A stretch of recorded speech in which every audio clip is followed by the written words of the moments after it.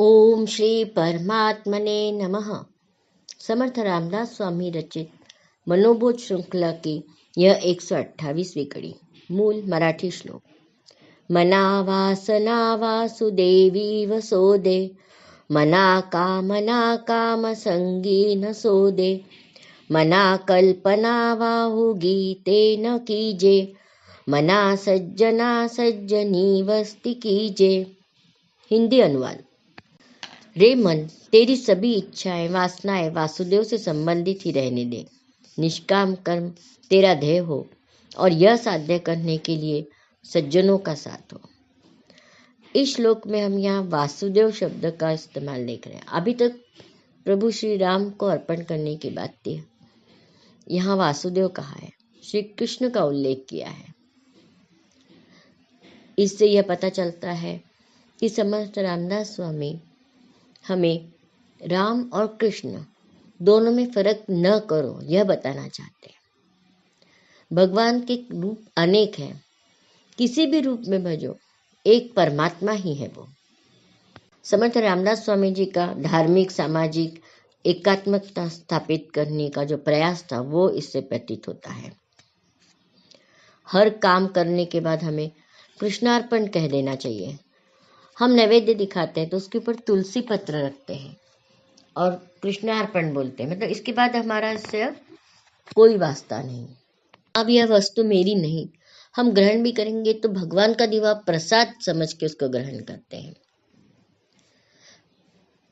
एक वाक्य है, स्वातंत्र्यवीर सावरकर ने मराठी में कहते हैं, आपल्या घरावर तुळशी पत्र सोडलं।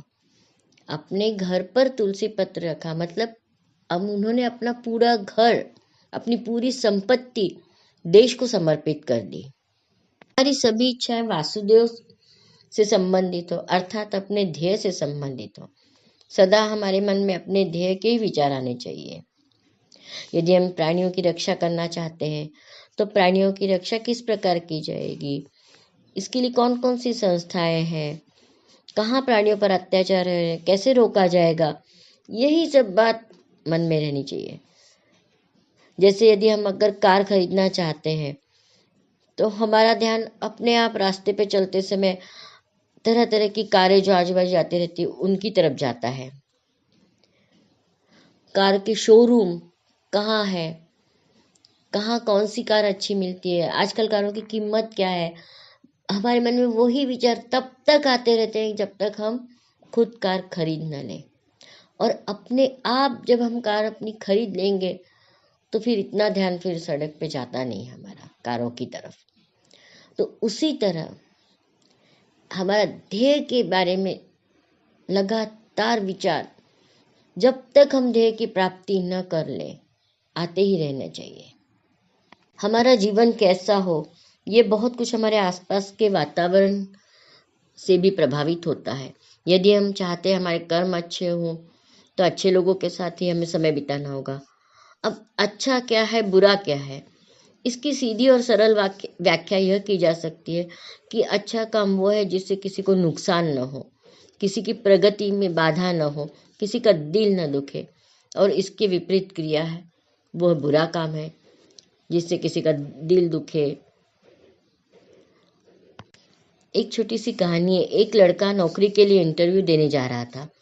एक चाय की दुकान पर उसने चाय पी। पैसे देते हुए उसने कहा, अब मेरे पास इंटरव्यू के स्थान तक पहुंचने के लिए पैसे ही नहीं बचे। तो वो चाय वाला बोला, तुम्हारे पास पैर तो है? वो चाय वाला खुद लंगड़ा था।